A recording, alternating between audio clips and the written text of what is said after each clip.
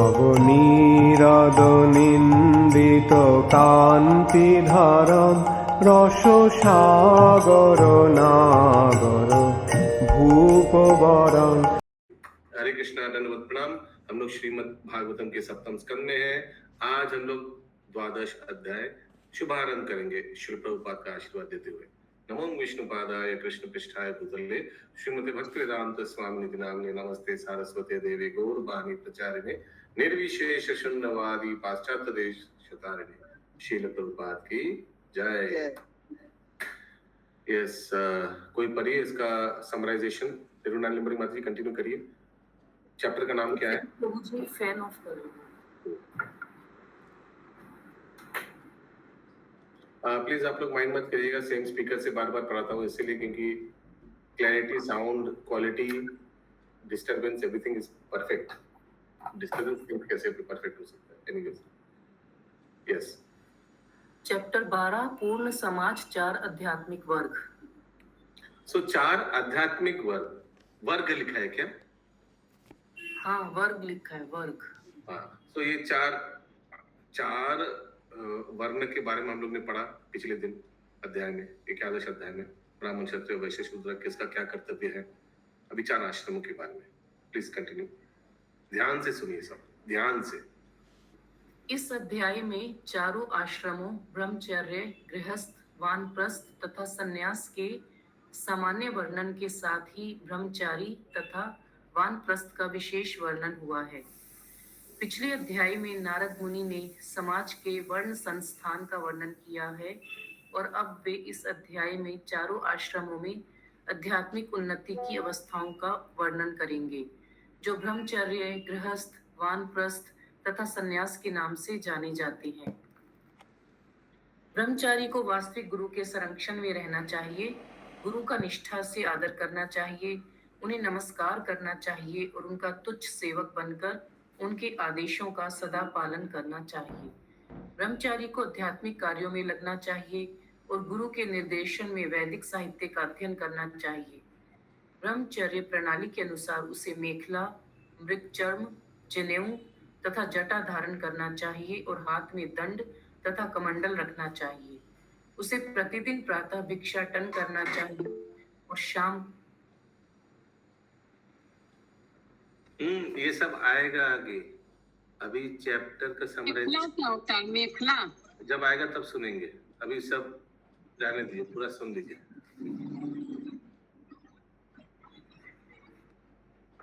उसे प्रतिदिन प्रातः भिक्षाटन करना चाहिए और शाम को जितनी भिक्षा मिले उसे लाकर गुरु को अर्पित कर देना चाहिए। ब्रह्मचारी को गुरु का आदेश मिलने पर ही प्रसाद स्वीकार करना चाहिए और यदि म्यूट कर लीजिए और यदि कभी गुरु अपने शिष्य को खाने की आज्ञा देना भूल जाए तो शिष्य को चाहिए कि अपने आप प्रसाद ग्रहण ना करे, प्रत्युत उपवास करे। ब्रह्मचारी को प्रशिक्षित किया जाना चाहिए कि जितना नितांत आवश्यक हो उतने ही भोजन से संतुष्ट रहे, अपने उत्तरदायित्व को निभाने में पटु बने, आज्ञाकारी बने तथा अपनी इंद्रियों पर संयम रखे तथा जहां तक संभव हो स्त्रियों की संगति से बचे। ब्रह्मचारियों को चाहिए कि स्त्रियों के साथ रहने से पूरी तरह बचे और गृहस्थों तथा स्त्री आसक्तों से मेल जोल ना करे, ना ही वे किसी स्त्री से एकांत में बातें करे। इस प्रकार अपनी शिक्षा पूरी कर लेने के बाद ब्रह्मचारी को चाहिए कि अपने गुरु को दक्षिणा दे और तब अपने घर के लिए विदा हो तथा अगले आश्रम गृहस्थ आश्रम में प्रवेश करे, अन्यथा शुद्धता पूर्वक ब्रह्मचर्य आश्रम में ही स्थित रहे। शास्त्रों में ब्रह्मचर्य, गृहस्थ तथा संन्यास आश्रम के कार्यों का उल्लेख है। गृहस्थ को मनमाना कामासक्त जीवन का भोग करने की छूट नहीं है। दरअसल वैदिक जीवन का पूर्ण उद्देश्य विषयासक्ति से मुक्त होना है। सारे आश्रम आध्यात्मिक उन्नति के लिए मान्य हैं और यद्यपि गृहस्थ आश्रम में कुछ काल के लिए कामासक्त जीवन के लिए छूट है, किंतु यह मनमानी कामासक्त जीवन की अनुमति प्रदान नहीं करता। अतः गृहस्थ जीवन में भी अवैध मैथुन की अनुमति नहीं है।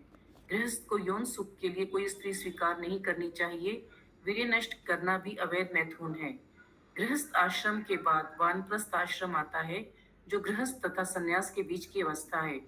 वानप्रस्थ आश्रम में व्यक्ति को अन्न खाने पर प्रतिबंध रहता है और उसे ऐसे फल भी नहीं खाने चाहिए जो पेड़ पर ना पके हों। उसे अग्नि में भोजन पकाना भी मना रहता है।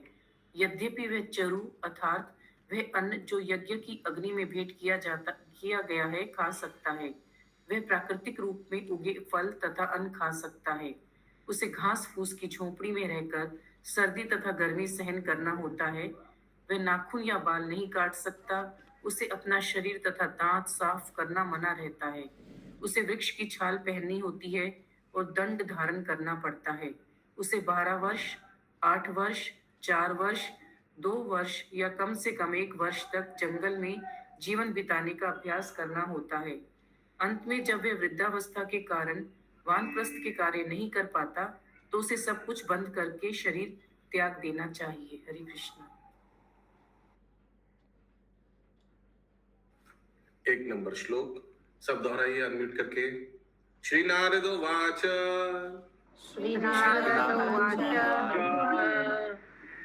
ब्रह्मचारी गुरुकुले वसन्तान्तो गुरुर्हितम् आचरन् दासवान् नीचो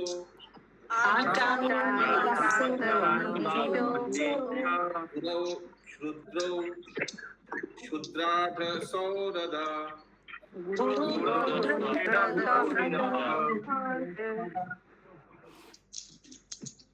हरे कृष्णा। नारद मुनि ने कहा, एक सेकंड सब म्यूट करिए। किरण देवी माता जी म्यूट करिए।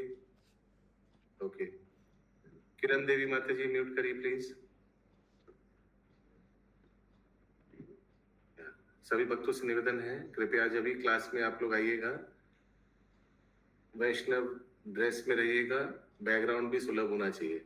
ये मैं अभी आजकल ब्लॉक करने शुरू कर दिया भक्तों को, क्योंकि इसके बारे में और क्या चर्चा करूं क्लास में, ठीक है। विदाउट नोटिस में डायरेक्ट ब्लॉक। वीडियो प्रेजेंटेबल नहीं है तो वीडियो बंद करके रखिए, लेकिन ये 2-4 पॉइंट्स के चक्कर में अगर अनप्रेजेंटेबल वीडियो है और आप उसको ऑन रखें तो मैं डायरेक्ट ब्लॉक कर रहा हूँ। ओके, मैं ऑलरेडी कर चुका हूँ कुछ भक्तों को ब्लॉक आज मॉर्निंग में, इसलिए कृपया वैष्णव ड्रेस और प्रॉपर बैकग्राउंड रखिएगा। Thank you. Yes, please continue. Narad मुनि ने कहा, विद्यार्थी को चाहिए कि वह अपनी इंद्रियों पर पूर्ण संयम रखने का अभ्यास करे। उसे विनीत होना चाहिए और गुरु के साथ दृढ़ मित्रता की प्रवृत्ति रखनी चाहिए। ब्रह्मचारी को चाहिए कि वह महान व्रत लेकर गुरुकुल में केवल अपने गुरु के लाभ ही रहे। और एक बार माता जी। नारद मुनि ने कहा, विद्यार्थी को चाहिए कि वह अपनी इंद्रियों पर पूर्ण संयम रखने का अभ्यास करे। उसे विनीत होना चाहिए और गुरु के साथ दृढ़ मित्रता की प्रवृत्ति रखनी चाहिए। ब्रह्मचारी को चाहिए कि वह महान दृढ़ मित्रता के इंग्लिश में लिखा है and should have an attitude of firm friendship for the spiritual master. दृढ़ क्या बोला आपने? मित्रता। यस, मित्रता गुरु के साथ। ओके। ब्रह्मचारी को चाहिए कि वह महान व्रत लेकर गुरुकुल में केवल अपने गुरु के लाभ के हेतु ही रहे। Only for the benefit of the गुरु, यानी एक्सपेक्टेशन नहीं होना चाहिए कि अभी हम ब्रह्मचर्य आश्रम में आ गए, हाँ अभी हमारा देखभाल कीजिए, हमको टाइमली खाना वाना मिलना चाहिए। ऐसा नहीं है, गुरु के हित के लिए आए हैं, गुरु को सेवा करने के लिए ब्रह्मचारी आश्रम ज्वाइन किया है। सेकंड पॉइंट, सेकंड श्लोक। सायं प्रातर् उपासिता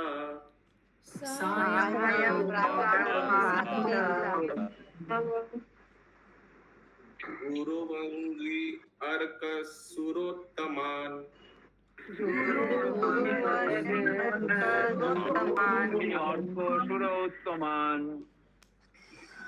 संदे उभे च यतावाग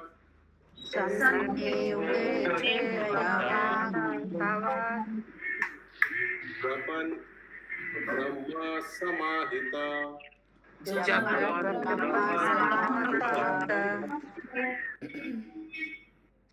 Continue. दिन तथा रात्रि के संधि काल में अर्थात प्रातः काल तथा संध्या समय उसे गुरु, अग्नि, सूर्यदेव तथा भगवान विष्णु के विचारों में लीन रहना चाहिए और गायत्री मंत्र को जप करते हुए उनकी पूजा करनी चाहिए। ओके, संधि काल त्रिसंध्या ना, 2 संध्या का दिया है इधर। At both junctions of day and night, namely in the early morning and in the evening, he should be fully done. Dawn and dusk दिया है, दोपहर वाला दिया नहीं। Anyways, गायत्री करना चाहिए। अगला श्लोक 3 नंबर। छंदांस्यधीयता गुरुर्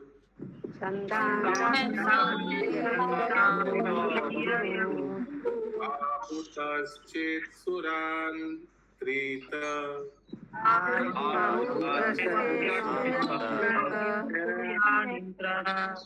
उपक्रमे अवसाने च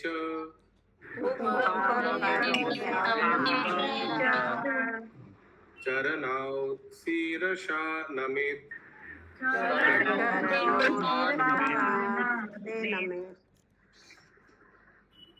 गुरु द्वारा बताए जाने पर विद्यार्थी को चाहिए कि वह उनसे नियम पूर्वक वैदिक मंत्रों का अध्ययन करे। शिष्य को प्रतिदिन अपना अध्ययन प्रारंभ करने के पूर्व तथा अध्ययन के अंत में अपने गुरु को सादर नमस्कार करना चाहिए। ये तो हम लोग भी करते हैं ना, स्टार्टिंग में प्रणाम मंत्र, मंगलाचरण और अंत में श्रील प्रभुपाद की जय। जय जय नहीं बोल रहे हैं। जय अगला म्यूट म्यूट गायत्री माता जी म्यूट। मेखला जिन वासम से बोलिए।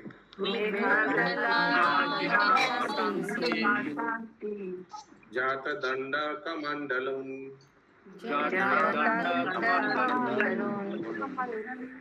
विप्रियात उपवितां च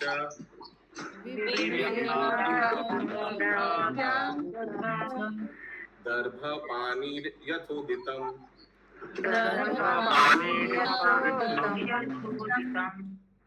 म्यूट प्लीज, म्यूट म्यूट। अपने हाथ में शुद्ध कुश घास लिए हुए ब्रह्मचारी को मूंज की मेखला तथा मृगछाला का वस्त्र पहनना चाहिए।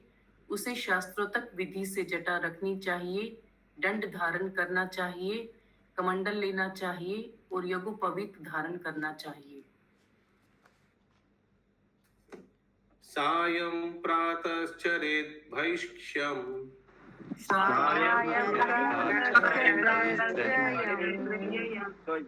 गुरवे तन्निवेदयेत्। भुञ्जिता यदनुद्यात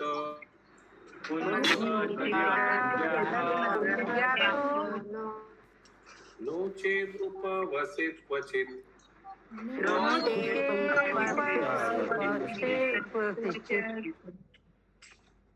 प्रभु मेखला माला को बोला गया है। मेखला बेल्ट ऑफ स्ट्रॉ लिखा है।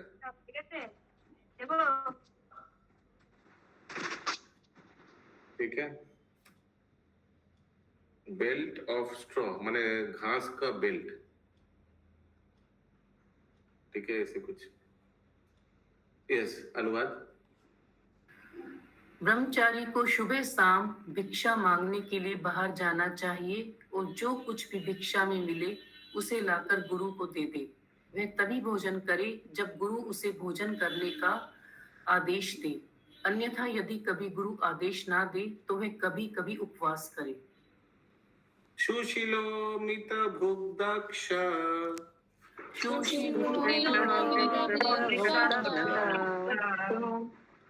श्रद्धाहानोचितेन्द्रिय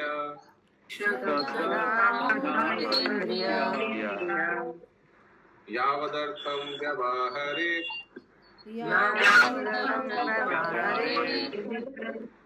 स्त्रीषु स्त्री निर्जितेषु च।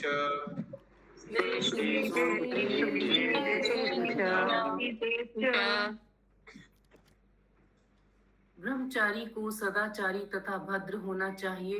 उसे ना तो आवश्यकता से अधिक खाना चाहिए, ना एकत्र करना चाहिए। उसे सदैव क्रियाशील तथा पटु होना चाहिए और गुरु तथा शास्त्रों के आदेशों में पूर्ण विश्वास रखना चाहिए।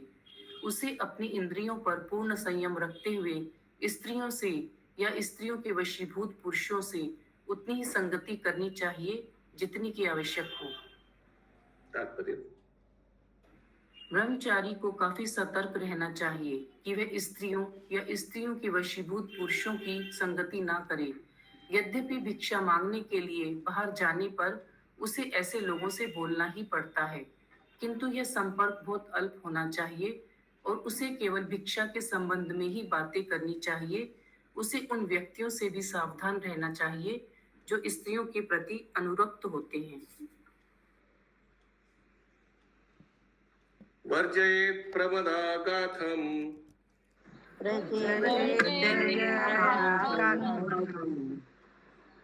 आग्रहस्थो बृहत् व्रत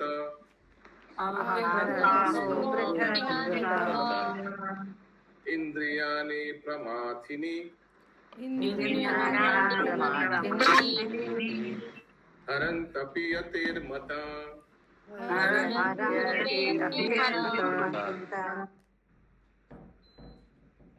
ब्रह्मचारी या अगृहस्थ को स्त्रियों से बातें करने या उनके विषय में बातें करने से दृढ़ता पूर्वक बचना चाहिए, क्योंकि इंद्रियां इतनी प्रबल होती हैं कि वे सन्यासी के मन को भी विचलित कर सकती हैं। तात्पर्य। ब्रह्मचर्य का अर्थ है विवाह न करने का व्रत धारण करना तथा पूर्ण ब्रह्मचर्य बृहद व्रत रखना। ब्रह्मचारी या सन्यासी को स्त्रियों से बातें करने या स्त्री एवं पुरुष की वार्ता वाले साहित्य को पढ़ने से बचना चाहिए। स्त्रियों की संगति पर पाबंदी का आदेश आध्यात्मिक जीवन का मूल मंत्र है। स्त्रियों से बातें करने या उनकी संगति करने का परामर्श किसी भी वैदिक ग्रंथ में नहीं मिलता। समग्र वैदिक प्रणाली मनुष्य को विषय जीवन से बचने की शिक्षा देती है, जिससे वे क्रमशः ब्रह्मचर्य से गृहस्थ, गृहस्थ से वानप्रस्थ और वानप्रस्थ से संन्यास की दिशा में बढ़ता जाए और भौतिक भोग का त्याग करे, जो इस भव बंधन का मूल कारण है। बृहद व्रत उस व्यक्ति का सूचक है जिसने विवाह न करने का निश्चय किया हुआ है, अथवा दूसरे शब्दों में ऐसा व्यक्ति जो आजीवन कामासक्त जीवन में अनुरक्त नहीं होता। बृहद व्रत।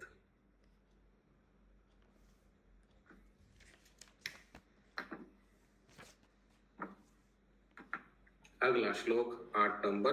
केश प्रसाधनोन्मर्दा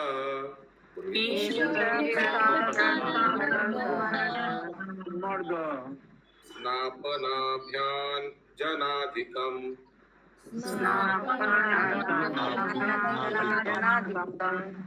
गुरु स्त्रीभिर् युवातिभिः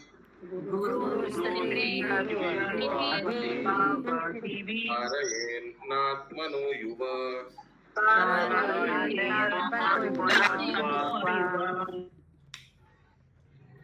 यदि गुरु पत्नी युवती हो तो युवा ब्रह्मचारी को चाहिए कि वह ना तो उससे अपने बाल कटवाए, ना शरीर में तेल मालिश करवाए और ना उसे माता तुल्य प्यार से स्नान कराने दे। तात्पर्य। शिष्य तथा गुरु पत्नी के मध्य माता पुत्र का सा संबंध होता है। कभी कभी माता अपने पुत्र के बाल काटती है, उसके शरीर में तेल मलती है या उसे नहलाती है। इसी प्रकार गुरु पत्नी भी माता होती है, अतएव उसे भी माता तुल्य शिष्य की परवाह करनी चाहिए। किंतु यदि गुरु पत्नी युवती हो तो युवक ब्रह्मचारी को चाहिए कि ऐसी माता को अपना स्पर्श ना करने दे। इसका कठोर निषेध है। माताएं 7 प्रकार की हैं। आत्ममाता गुरु पत्नी, ब्रह्माणी राजपत्निका, धेनुधात्री तथा पृथ्वी, सप्ततेता मातरः स्मृता। ये माताएं हैं जन्मदात्री माता, गुरु की पत्नी, ब्राह्मण पत्नी, राजा की पत्नी, गाय, धाय तथा पृथ्वी। स्त्रियों के साथ अनावश्यक संगति वर्जित है, यहाँ तक कि अपनी माता, बहन या पुत्री के साथ भी। यही मानवीय सभ्यता है। जिस सभ्यता में मनुष्यों को स्त्रियों के साथ बिना रोक टोक के मिलने दिया जाता है, वे पाश्विक सभ्यता है। कलयुग में लोग अत्यंत उदार हैं, लेकिन स्त्रियों से घुल मिलकर बातें करना वास्तव में असभ्य जीवन शैली है। अगला श्लोक 9 नंबर। नानवग्नि प्रमाद नाम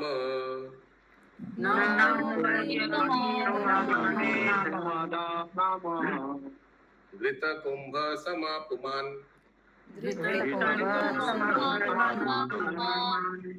उत्तमति रहो जायात अन्यदा यावदर्थकृत।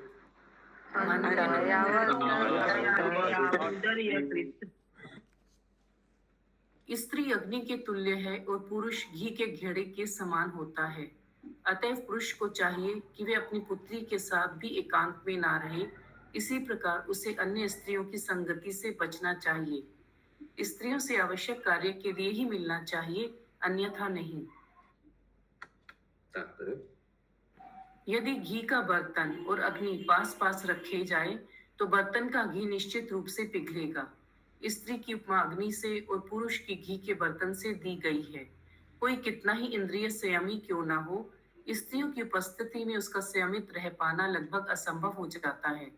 भले ही वह स्त्री उसकी निजी पुत्री, माता या बहन क्यों ना हो। निस्संदेह सन्यासी तक का मन विचलित हो जाता है। अतः वैदिक सभ्यता पुरुषों तथा स्त्रियों के मिलने पर प्रतिबंध लगाती है। यदि कोई पुरुष स्त्री के इस संयोग के निषेध का मूल सिद्धांत को नहीं समझ सकता तो वह निरा पशु है। यही इस श्लोक का तात्पर्य है।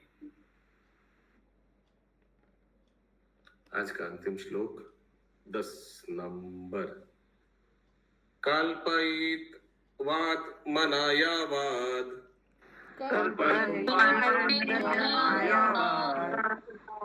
आभसाम इदमीश्वरा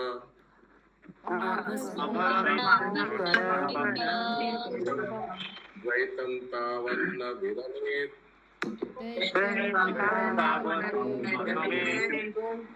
तो यस्य विपर्यया।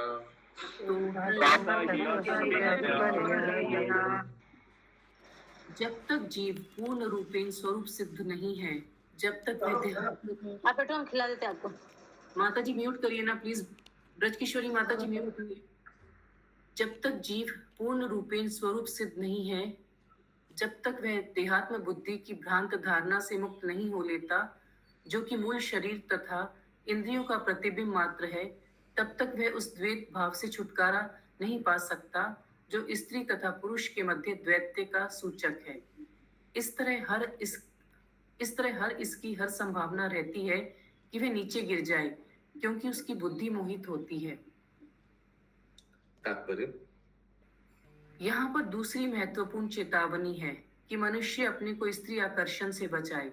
जब तक कोई स्वरूप सिद्ध नहीं हो लेता तथा देहात्म बुद्धि से पूर्णतः स्वतंत्र नहीं हो जाता, तब तक स्त्री तथा पुरुष का द्वैत निश्चय ही बना रहेगा।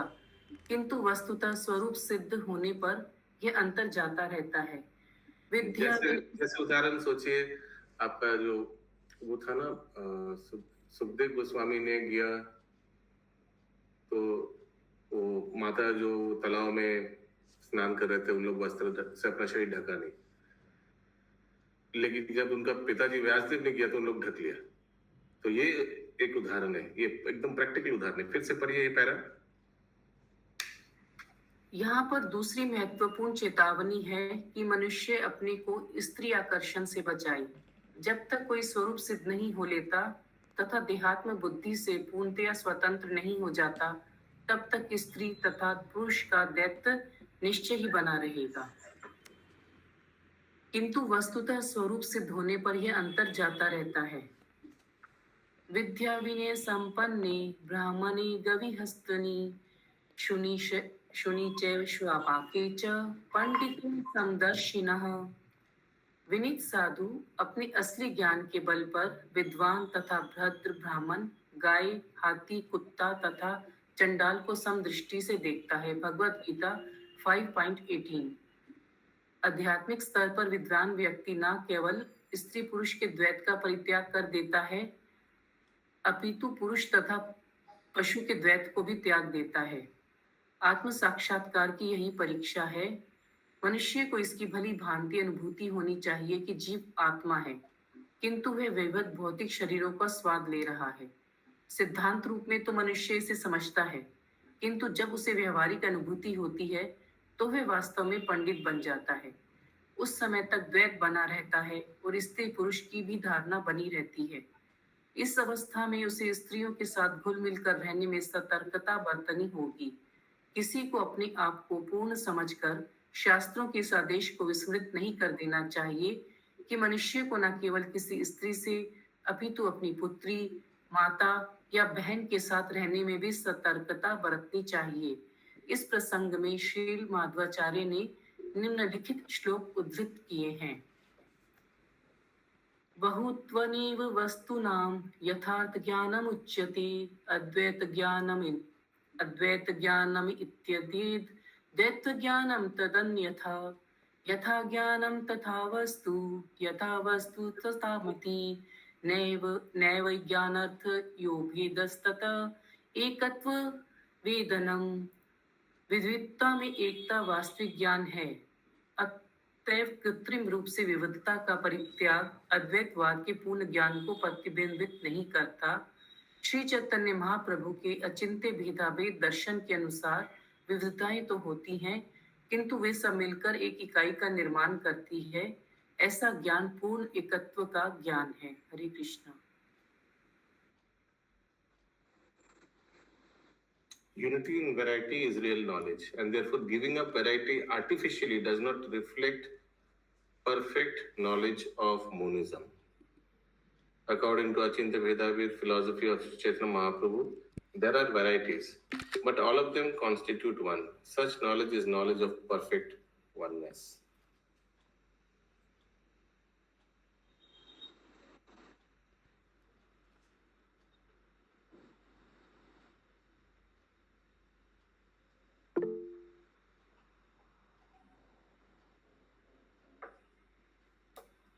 Yes, Mataji. प्रभु जी, अद्वैतवाद ज्ञान ये वैष्णविज्म में आता है या फिर दूसरा कुछ है? अचिंत्य भेदाभेद आता है। अच्छा, अचिंत्य भेदाभेद को अद्वैतवाद बोल रहे हैं। ठीक है। अचिंत्य भेदाभेद, अभी अद्वैतवाद वैष्णव के लिए अलग है, वैष्णव के लिए अद्वैत है। हम लोग भगवान से एक भी है, अलग भी है, द्वैत भी है, एक भी है। गुणात्मक हम लोग एक है, लेकिन क्वांटिटेटिवली हम लोग अलग है। वेदगामिनी राधा रानी माता जी। प्रभु जी, लास्ट लाइन में जो है एक सब मिलकर एक इकाई का निर्माण करती है, ये सब मिलकर क्या होता है? क्या है सब? ये इस श्लोक में मध्वाचार्य बताया है, unity in variety is real knowledge. यानी कैसे समझा यूनिटी इन वैरायटी? जैसे हम लोग 4 संप्रदाय हैं, 4 वैरायटी है, लेकिन एक चीज तो कॉमन है, चारों संप्रदाय प्रामाणिक है और चारों संप्रदाय भगवान विष्णु का ही भक्त मिलता है इसमें, है ना। चारों वैष्णव संप्रदाय है, तो ये एक यूनिटी है ना। चारों अलग है, थोड़ा डिफरेंस है चारों में, बट ये यूनिटी इन वैरायटी बोलते हैं इसको, is real knowledge. And therefore giving up variety artificially does not reflect perfect knowledge of monism. तो ये इस प्रसंग में क्यों आ रहा है? पुरुष और स्त्री का प्रसंग चल रहा है, ये क्यों आ रहा है? क्योंकि देखिए, समाज में हम लोग, भगवान ने ऐसा करके बनाया, हम लोग में भी वैरायटी है, स्त्री है, पुरुष है। तो ऐसा नहीं कि आर्टिफिशियली प्रचारक या ब्रह्मचारी, ऐसा नहीं आर्टिफिशियली त्याग देना चाहिए। नहीं, वो भी दर्शन नहीं करेंगे, बात भी नहीं करेंगे, देखेंगे भी नहीं, ऐसा नहीं है। फिर तो प्रचार कैसे करिएगा? लेकिन at the same time distance भी मेंटेन करना है और मर्यादा को भी उल्लंघन नहीं करना है। These 2 things दिमाग में रखते हुए स्त्री को पुरुष से और पुरुष को स्त्री से व्यवहार करना चाहिए। उसीलिए देखिए, फिर से मैं पढ़ रहा हूँ, फिर से पढ़िए लास्ट पैराग्राफ, वेरी इंपॉर्टेंट। अभी जो हम लोग डिस्कस किया, ये दिमाग में रखते हुए फिर से पढ़िए। विविधता में एकता वास्तविक ज्ञान है। अतएव कृत्रिम रूप से विविधता का परित्याग अद्वैतवाद के पूर्ण ज्ञान को प्रतिबिंबित नहीं करता। कृत्रिम रूप से विविधता को त्याग, यानी कृत्रिम रूप क्या होगा? आर्टिफिशियली। नहीं, एकदम हम देखेंगे नहीं, आर्टिफिशियली त्याग है। जैसे मन ही मन में उसी को मंडरा रहे हैं, लेकिन बाह्य रूप में, बाह्य रूप में दिखा रहे हैं कि कितना मैं विरक्त हूँ। हाँ, लेकिन मन ही मन में वही घूम रहा है। तो ऐसा भी नहीं करना है। ऐसा नहीं कि श्रील प्रभुपाद किसी माता जी से कभी बात ही नहीं किया, ऐसा नहीं है। माता जी शिष्य थे और श्रील प्रभुपाद जी का, करेक्ट। लेकिन श्रील प्रभुपाद इतना डिस्टेंस मेंटेन करते थे कि जब श्रील प्रभुपाद का बहन भवतारिणी देवी कभी आया, एल्बर्ट रोड का जो मंदिर का जो ऑफिस है ना, प्रभुपाद जी का जो रूम है, उसमें प्रवचन में आता है, हरीश्वरी प्रभु बताते थे कि एक बार श्रील प्रभुपाद से मिलने उनका बहन आया था, भवतारिणी देवी। उस समय हरीश्वरी प्रभु को सामने बैठा के रखा। Can you imagine?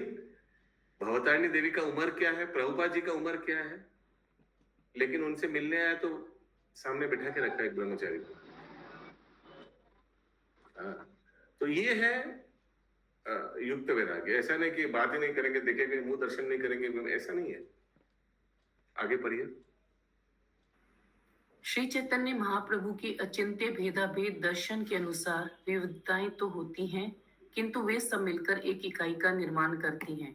ऐसा ज्ञान तो 84 लाख में भी तो विविधता है। प्रभुपाद जी क्या वर्ड यूज करते हैं? वेरीगेटेडनेस। 84 लाख में 11 लाख ये है, 10 लाख ये है, 20 लाख ये है, 4 लाख ये है ना?